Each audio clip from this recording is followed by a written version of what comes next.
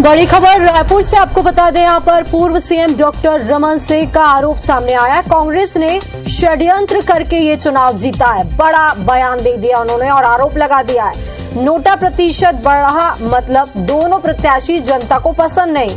रमन सिंह ने सावित्री मंडावी को जीत की बधाई भी दी। गुजरात में भाजपा की ऐतिहासिक जीत, लगातार विकास के नाम पर मिली जीत कांग्रेस की यह सबसे खराब हार है।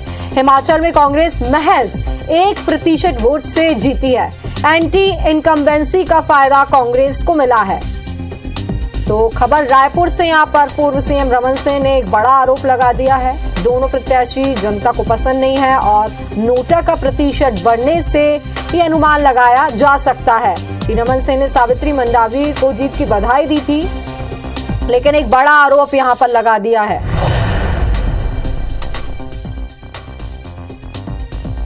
भानु प्रतापपुर उपचुनाव के लिए सबसे पहले मैं श्रीमती सावित्री मंडावी जी को बहुत बहुत बधाई देता हूं। कांग्रेस ने षड्यंत्र करके ब्रह्मानंद नेताम हमारे प्रत्याशी के खिलाफ 3 साल पुराने षड्यंत्र पूर्वक एक मामले पॉस्को एक्ट के अनुसार कार्रवाई करने का प्रोपेगेंडा भी किया, प्रचार भी किया, न्यायालय से उनको रिलीफ भी मिला, मगर ये कांग्रेस का षड्यंत्र था और जिसकी वजह से भारतीय जनता पार्टी चुनाव में पीछे रह गई। तो चलिए रायपुर से बड़ी खबर आपको बता देते हैं, जहां पे पूर्व सीएम डॉक्टर रमन सिंह का आरोप लगा है। उन्होंने बयान दिया है कि कांग्रेस ने षड्यंत्र करके ये चुनाव जीता है। नोटा प्रतिशत बढ़ा मतलब दोनों प्रत्याशी जनता को पसंद नहीं कर रहे थे, ये भी उनका कहना है। सावित्री मंडावी को उन्होंने जीत की बधाई दी। तो वहीं गुजरात में भाजपा की ऐतिहासिक जीत, लगातार विकास के नाम पर मिली है जीत, ये भी उन्होंने कहा। कांग्रेस की ये सबसे खराब हार है। हिमाचल में कांग्रेस महज 1% वोट से जीती है। एंटी इनकम्बेंसी का फायदा कांग्रेस को मिला है, ये भी उन्होंने अपने बयान में कहा।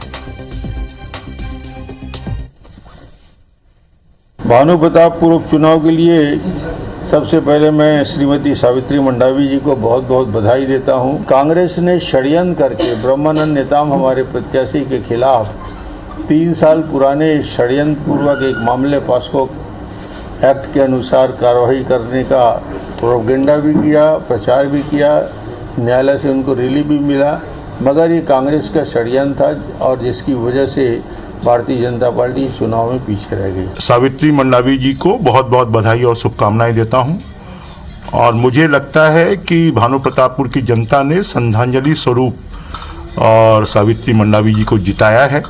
बाकी सरकार ने तो जो कुछ वहां पर किया है वो सबके सामने है कि उन्होंने चरित्र हत्या से लेकर सत्ता का दुरुपयोग कर इन्होंने चुनाव जीता है।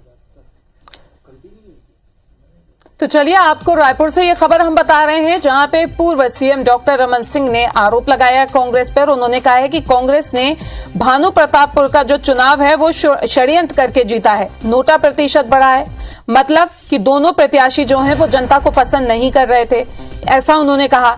वहीं रमन सिंह ने सावित्री मंडावी को जीत की बधाई भी दी है। गुजरात में भाजपा की ऐतिहासिक जीत है, ये उन्होंने कहा।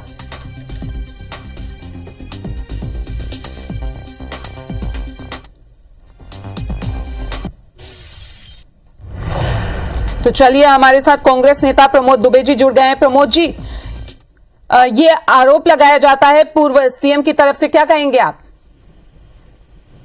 देखिए, अब ये आरोप प्रत्यारोप का विषय नहीं है। कोई जनता वोट डालती है। अब जनता वोट डालती है तो उनकी मन मानसिकता क्या होती है, और 21,000 के लीड पर भी अगर कोई प्रश्न चिन्ह लगाता है तो ये उनके स्वयं के आत्ममंथन का विषय है, उनकी अपनी पार्टी के आत्ममंथन का विषय है कि उनमें क्या कमी है या क्या कमियां हैं, कमजोरियां हैं। उन चीजों को दूर करने के बजाय अगर आरोप लगा लेंगे तो इससे कोई सच्चाई है वो छुप तो नहीं पाएगी ना। ये इस विषय पर बात नहीं करना चाहिए। भारतीय जनता पार्टी के साथ ये दिक्कत है, वो कभी किसी चीज को स्वीकार नहीं करना चाहते और ग्लोबल्स के मार्गदर्शन पर चलते हैं। एक झूठ को अगर 100 बार बोलो तो अगर वो सच में परिवर्तित हो जाता है। तो ये चीजें किताबों में अच्छी लगती हैं, लेकिन हकीकत में वो चीजें नहीं होती। हम कहीं हारे हैं तो हम आत्ममंथन करते हैं, जनता पर दोष नहीं देते। ये तो एक प्रकार से जनता के ऊपर एलिगेशन लगा रहे हैं।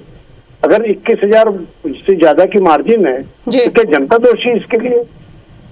चलिए, तो केदार गुप्ता जी भी बीजेपी नेता हमारे साथ जुड़ गए हैं, उनसे भी हम ले लेते हैं कमेंट।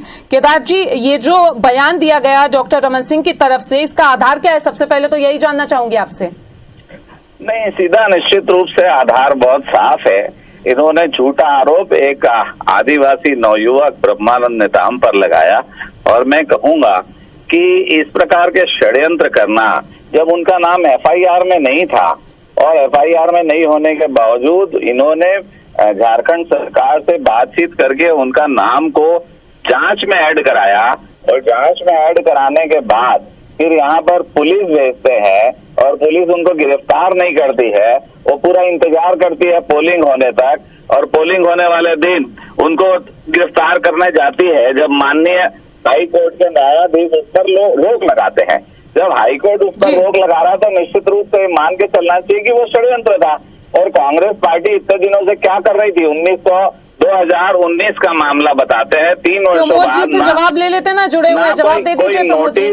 ना कोई नोटिस और ना कोई, ये तो वही बात कर रहे हैं ना कि चोर चोरी करके गया 2015 में, और 2019 तक अगर चोर नहीं पकड़ाया और 2019 में पकड़ाया तो ये पूछेंगे कि इतने दिन तक पुलिस क्या कर रही थी? अरे इसकी तो पहली भी दे दी क्या? और ये अजीब बात करना चाहते हैं, इनको देखिए, इतने मतों के अंतर से ये विचलित हो गए हैं, क्या कर रहे थे? और स्वाभाविक है विचलित होना। इनके ऊपर जनता ने विश्वास करना बंद कर दिया है। 19 का नाम लिखा, कोई अभी ये पहला कोई उपचुनाव नहीं हुआ है मैडम, 5-5, 6 चलिए, देखना होगा उपचुनाव क्योंकि अभी विधानसभा चुनाव भी आने वाले हैं, उसमें जनता किसे चुनती है, क्या जवाब देती है। फिलहाल आप दोनों का ही हमसे बातचीत करने के लिए बहुत बहुत शुक्रिया।